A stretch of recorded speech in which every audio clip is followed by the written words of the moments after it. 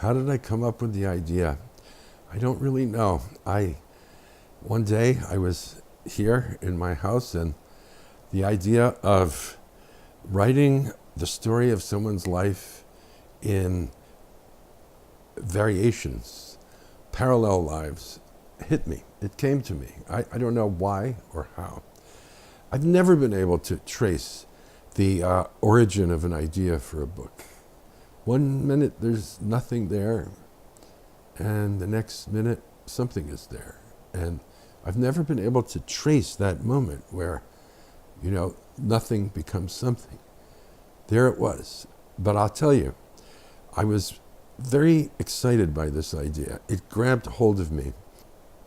I wrote it in a kind of fever, I have to say. I felt that I was dancing and spinning, and there was a kind of urgency to what I was doing that was extraordinary. The book is not an autobiographical book by any means, but there's an event inside it that do correspond to something that happened to me personally when I was 14 years old.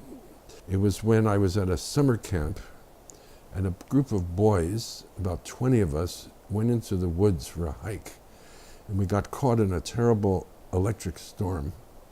And trying to get away from the lightning, we tried to get into an open field, a clearing. We found one, but in order to get into the clearing, we had to crawl under a barbed wire fence.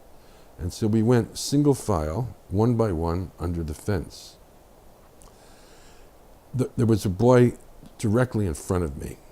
I mean, so close that his feet were maybe this far from my head. As he was going under the fence, lightning struck, and he was killed instantly. And I think that was the most crucial thing that I've ever experienced, to see a boy killed in an instant. And it's something that's haunted me all my life. And this book, I think, comes out of that experience. So it's something I've been carrying around with me ever since I was 14.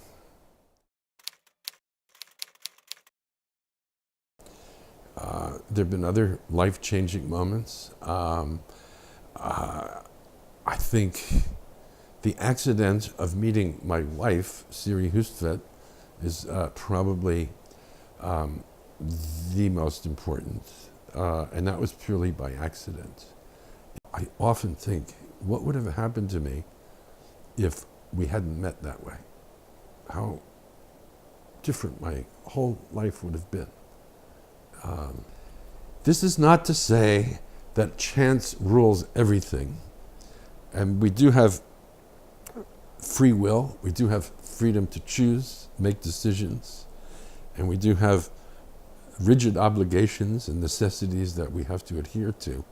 But we must always, I think, to be honest about what life is, understand and accept that the unexpected is always part of the fabric of reality.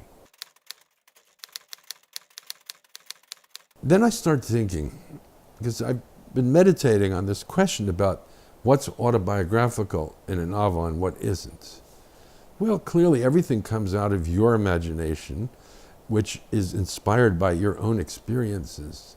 But for example, if you have a character smoke a cigarette in a novel, and you yourself have smoked 10,000 cigarettes in your life, is that autobiographical or not? The truth of the matter is about fiction. Even when you put so-called real events inside a novel, they become fictive. They become part of the fiction. So, but I think it would be a misinterpretation of the book to see it as some kind of shadow autobiography. It's not. It's not at all.